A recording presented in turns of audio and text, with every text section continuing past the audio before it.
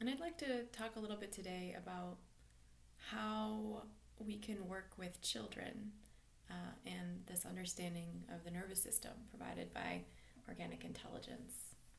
Um, if you haven't heard of Organic Intelligence, it's a trauma resolution therapy that is based on the idea that trauma is not just as simple as an event that happened in the past, but it's actually a biological desynchrony, or some way that our body mind is out of sync with its natural rhythm, and that simply needs uh, to be resynced in order to resolve itself.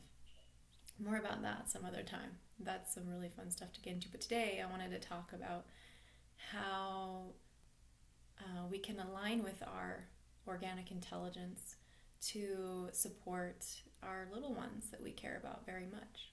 This is super helpful, especially when we're having moments where we don't know what to do and we're having a little bit of a difficult time. But even in the most easeful of times, having a little bit of awareness of this can even deepen and evolve one's positive relationship with one's little. So,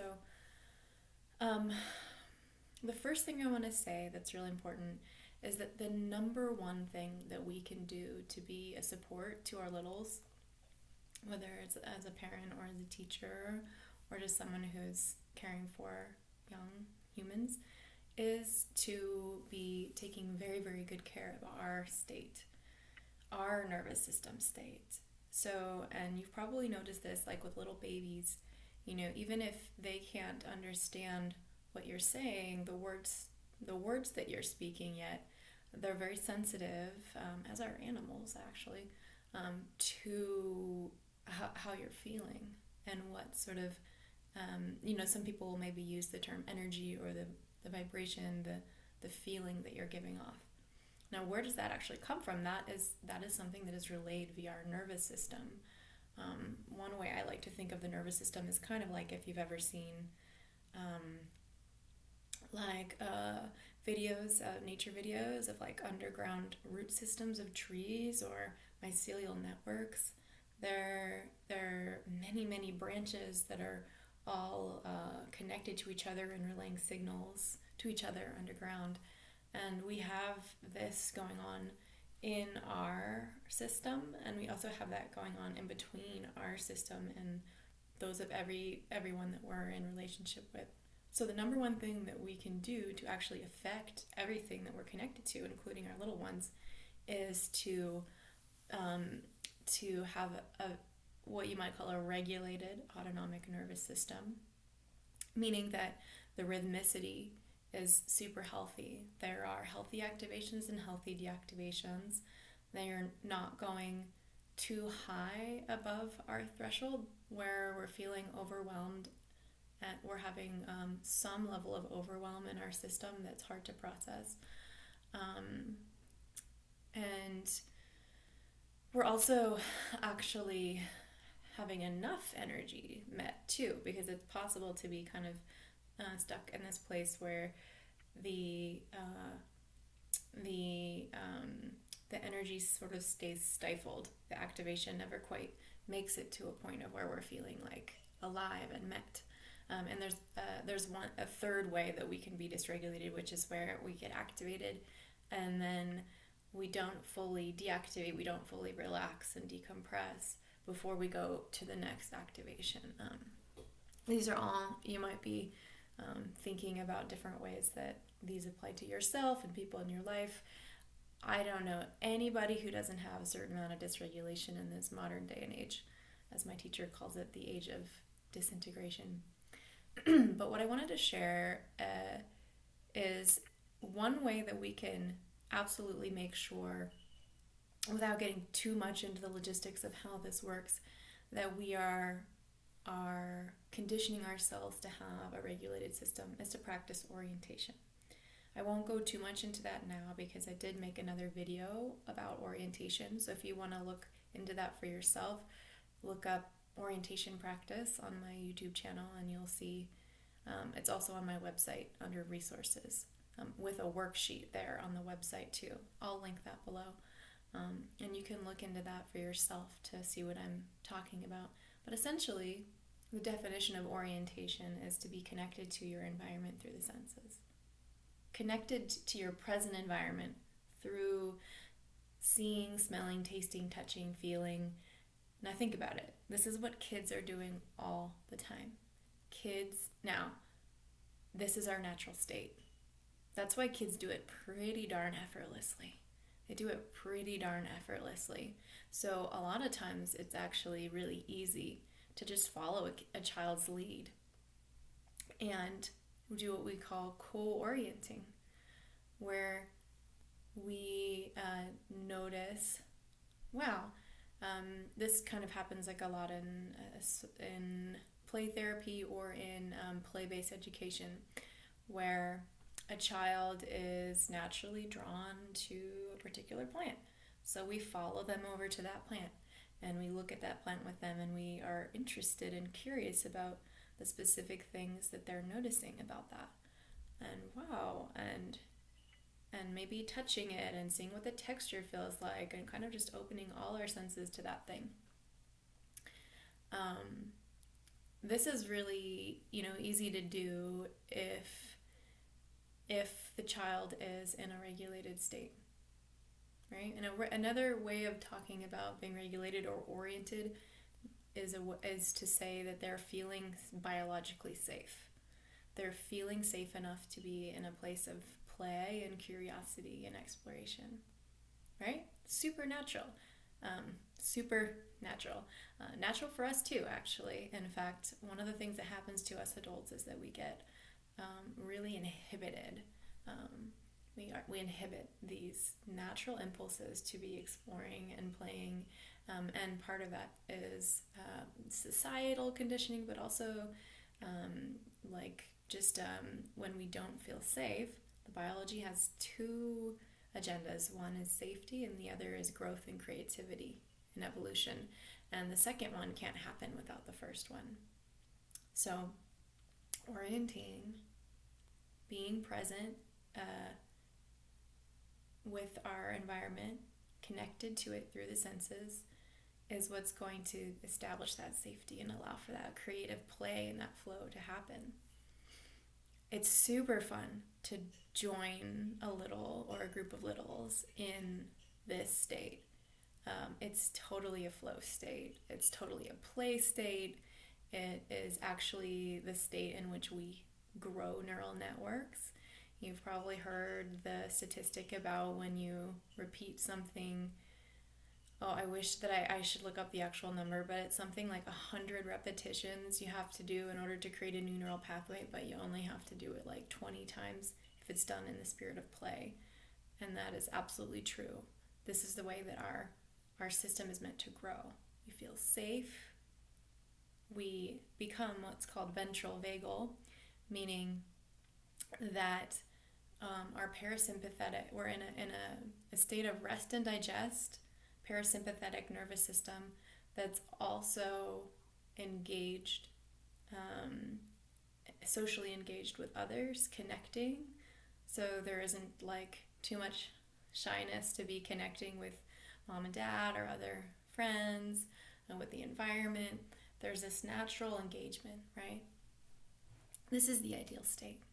When a child is in this state, all we have to do is follow and witness and let them take the lead and just support that and join that and find our challenge then is like find our own curiosity and our own play alongside them and be interested in what they're interested in, right? So that's the ideal. If there's a little bit more of intensity happening, meaning that the child is having a moment, as children do, right? Because we're growing into little people. They're growing into little people. They're developing a sense of self, and it's actually really healthy for that ego to have a really clear feeling of being a person. And so part of part of what we are there to help them do is to find sort of their natural, to help when they start leaving that sense of safety, whether it's an overwhelm experience emotionally or physically and sensation in their body or in their imagination, right? They're having a really overwhelming feeling of, or a imaginary experience, or thoughts, which is very natural, right? Because they're growing these capacities. Children are growing their complexity of thinking, their nuanced emotional experience, their awareness of sensation in their bodies, and their imagination is also growing too. These are all what we call our inner channels of experience that are happening alongside our connection with the environment, and often having conversations back and forth. Like, oh, that tree makes me think of a story, and I can imagine the character from that movie now in my mind's eye. Or, oh yeah, that makes me feel happy, or that makes me feel scared, and we're helping them to have a sense of being able to get finer and finer nuance and differentiation in all of the kinds of experiences that they can be having. We're also going to be really interested in what they like versus what they don't like, because this sort of distinction is going to help create sort of a sense of self. Now, it doesn't have to be fixed, of course, but having like a clear sense of like, I like this color, I like the color green better than the color yellow, even if it's just for today, even if it's just for this minute, right? Because they need to have permission to change their minds all the time. But like that feeling of preference, of like knowing what to go toward and what to not go toward, and having the permission and in fact the encouragement to be unique in that and to have someone else reflect that back to them, that's going to be super developmentally helpful. And it's going to be something that can help a kiddo who is feeling very undifferentiated, meaning they might be having an experience where it's hard for them to engage in the environment through the senses. They might actually be feeling a little bit overwhelmed. Maybe they're having an emotional meltdown. Maybe they're having lots of fear-based thinking. Maybe they're feeling really uncomfortable in their body. The first thing we want to try to do is see if we can help them orient. The key being, when someone is overwhelmed, their frontal part of their brain is actually not online anymore. And so it's actually really hard to do reasoning with them. We want to get there.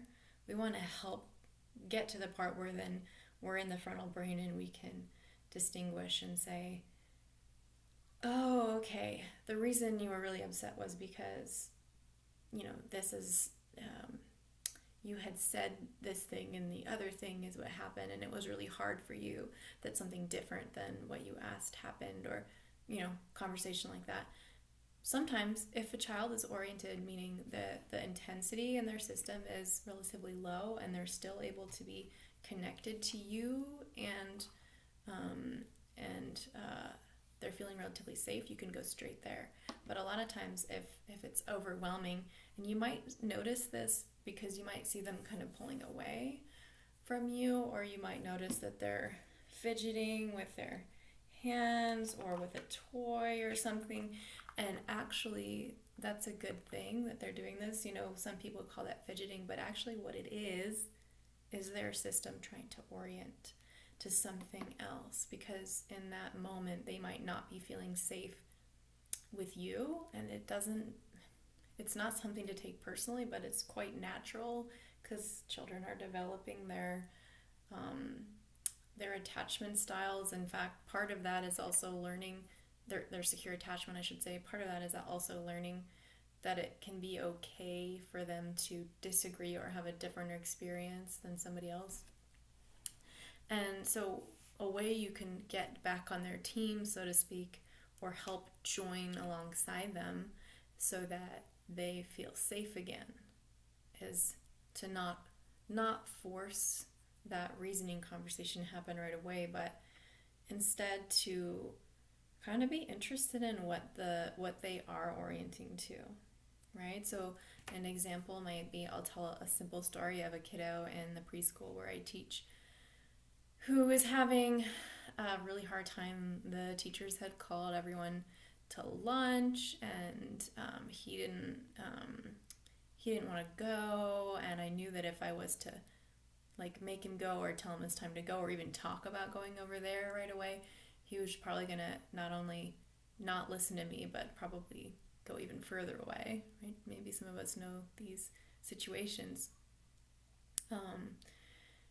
But what I did notice was that this kiddo was part of how he was managing his stress was by tying little knots on with this rope around a log. And so the first thing I did was like I could feel like if I ask him to do something, it's not going to work because he's not feeling safe with me yet. First, establish safety before we shepherd a child in a direction. If we don't establish safety first, there's going to be a rupture, and there's going to be a suppression of their authentic choice and their internal motivation that's going to empower them to actually be making choices from a place that is not authority or control based, but is actually of their own free will. And this is going to be really key in developing a healthy human. Establish safety first. So I decided, and it wasn't, at first it might even be a little bit strange because maybe you aren't. Maybe you need to do some work to be interested in whatever the thing is that they're doing to regulate themselves. But over time, as you get into this, it'll be easy. And I was interested in those darn knots. I was interested in what this kiddo was trying to do, and I was noticing that he actually had a strategy. He was actually like getting better and better, and actually getting better and better at a fine motor skill is something that really helps the drive and the sympathetic energy in the nervous system to complete itself and to have a positive focused direction. So, it easily could have turned into a fight and an argument where he was yelling at me, but instead what we were doing was getting really good at the precision of tying a really good knot. And once you can feel it when it happens, once there was like a real clicking in, like we were on the same team, there was a feeling of being on the same team. I don't remember exactly what I said, but I started asking if there was a way that he would be interested in maybe taking his knots over closer to the lunch table. And there were a few back and forths that happened, but eventually, and here's the beauty of this work, when we get into that flow state with a child where we're being really present, and we're not really like trying to use strategies necessarily that are too, how do I say, where we're using our real intuition, right? We can have this creative receptivity where an idea just dawns on us and we just try it out. We call this throwing spaghetti. You try it, you see what sticks, what works. Oh, that didn't work. Okay, I'll try something else. It's a creative process. But you might notice, oh, that one piece did kind of work. And then you're going to keep building in the direction of the thing that worked. And in this case, I said, it just kind of dawned on me. I said, are you afraid that someone else might steal your rope if you leave it alone? And it turned out that's exactly what was up. And, I'm not sure that this child, because of how young he was, would have been able to speak that out loud. But because I was attuned to him, I didn't even know him very well. But just by being in that attuned field with him, this idea was able to dawn on me. And I was able to reflect back something that was true for him. And pretty quickly after we figured that out, it was pretty easy to find a way to meet his needs as well as the needs of the group and the safety of the group to be all together. So that's my little story about that. Let me see.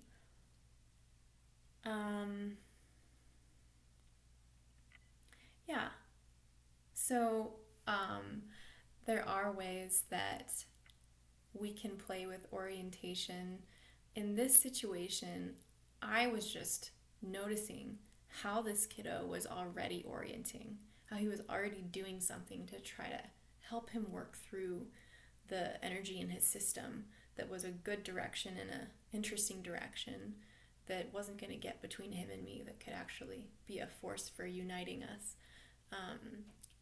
Another thing that you could try is if the child is actually not obviously showing signs of orienting to something, they're in a full meltdown mode.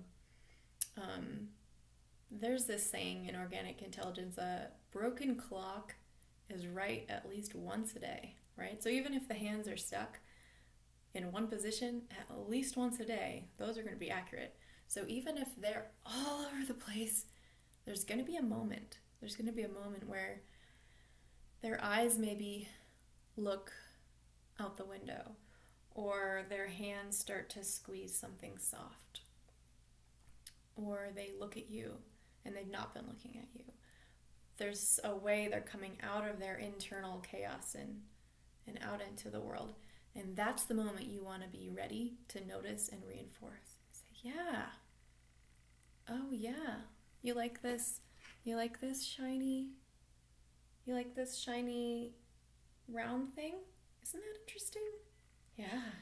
Right? The system's trying to come down and have a break from processing this, and the interesting thing is that it is going to continue to process, but we need to be connected to the environment through the senses. Otherwise we get pulled into this loop where it's not ever actually gonna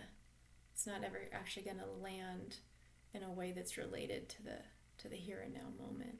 We can go really easily off into these tailspins.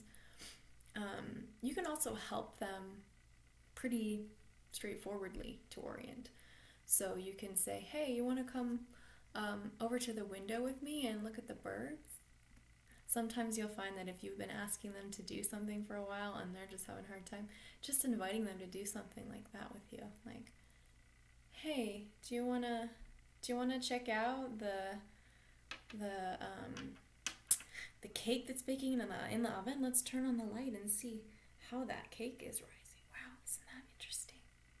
So this is a way that we can really help their systems to come down a little bit. Now, if this is the third strategy now, if their system is in such a state of chaos that trying to do these things, trying to help them orient, is actually making it worse. And there are times when that's the case. And usually those are times when there is just a lot of compassion needed. Like, this thing just needs tender loving. Yeah. Those are the times when our challenge is to actually just be full on present and fully just letting it happen, right? Just letting them, they cross a certain threshold where you can try these things and it's just, you can see they're just, no.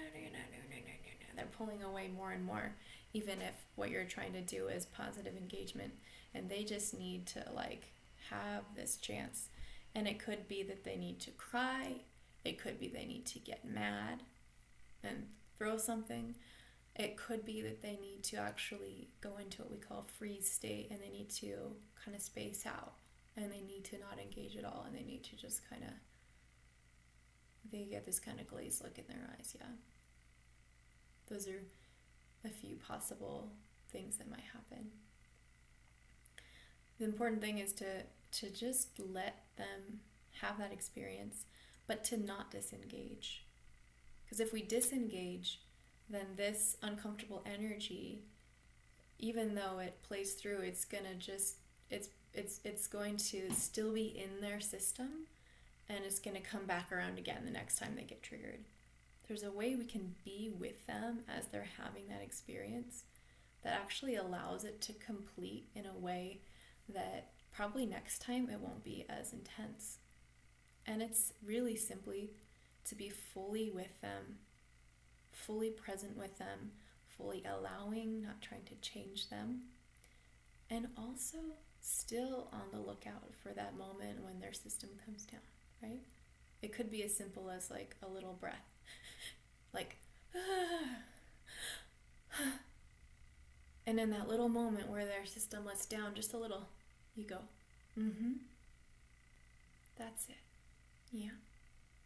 It's a way of saying like, your system is saying to their system, I know you've got this.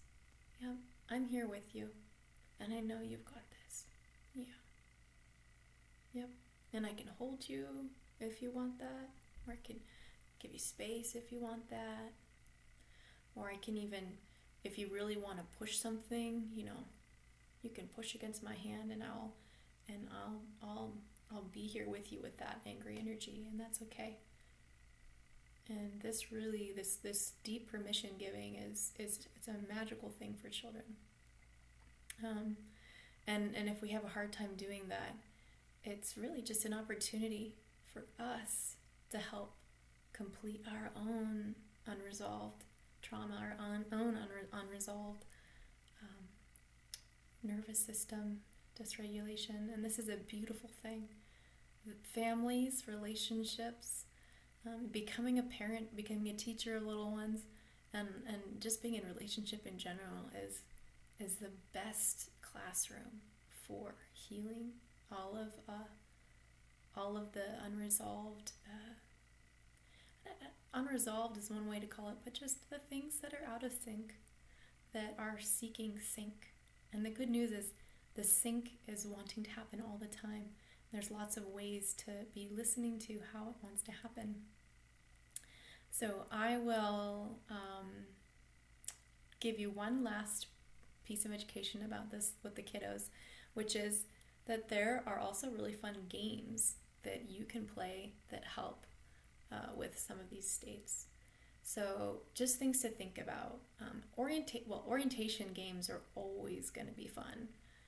Things like I Spy, right? Like I spy with my little eyes something shiny, or show and tell, like show me, find something that you like right now and bring it back and show me. Kids are always trying to show us what they painted, but really like being interested in those things are going to help with orientation.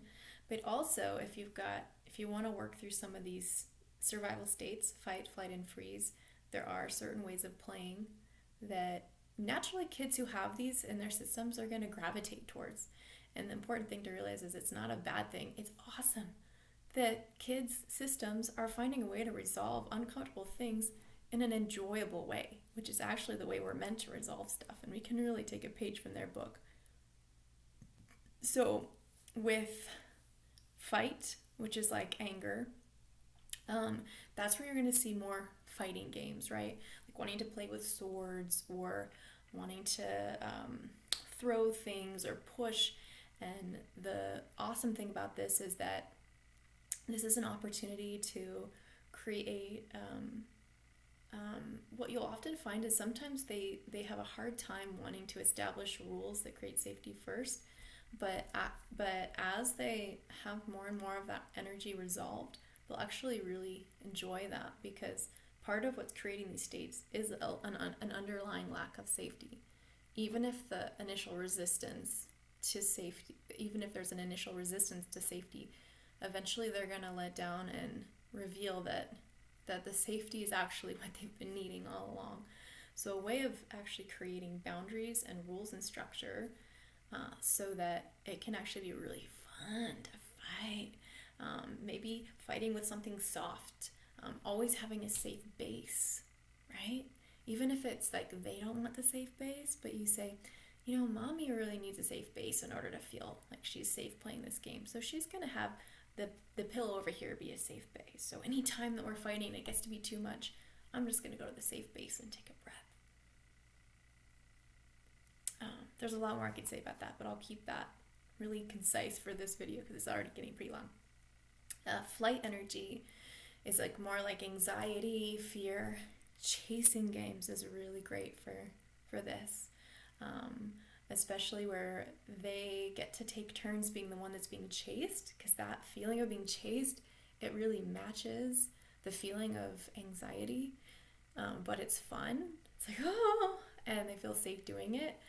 And especially having safe bases in that game too is going to be great.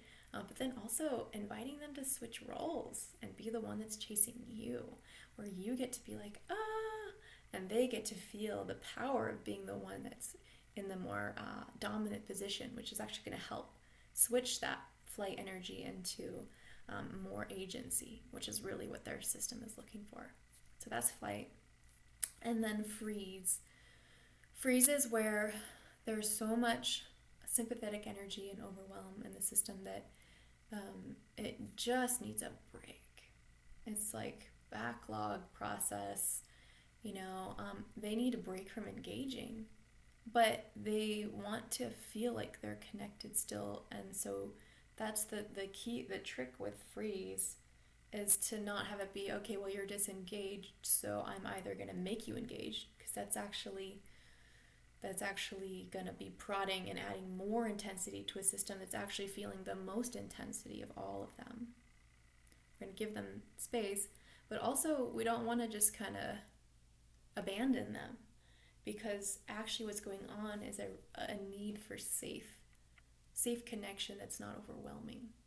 So this state is really great for hiding games and hide and seek, peekaboo games where they get to just really feel like they get to hide and no one knows where they are, and maybe someone does know where they are, but they pretend they're not knowing where they are, and basically, like, the message is, you have permission to hide, you have permission to not have to be on the spot and in my control, etc.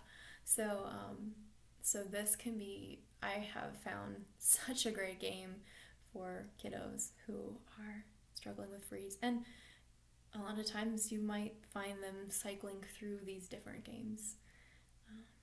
So I thought I'd just give you a little taste of some of that to start. And I just want to reiterate one more time. The main thing that children want is to feel attuned to feel your differentiated connection, meaning permission to be themselves and to remain connected to you and feel your care. And so, even without understanding the different states of the nervous system, this practice of being really present yourself and really cultivating, which I know is so natural anyway, because we're not talking about creating something that's not already there underneath our conditioning, right? This state of being really caring, really loving, and really empowering toward our little ones. So this is a topic that I have a lot of passion about. I would love to talk with you if you have any questions. I have lots of ideas and games and ways to think about working with children in various nervous system situations. Feel free to reach out, and hopefully there'll be more videos coming, maybe even some that are aimed at the little ones.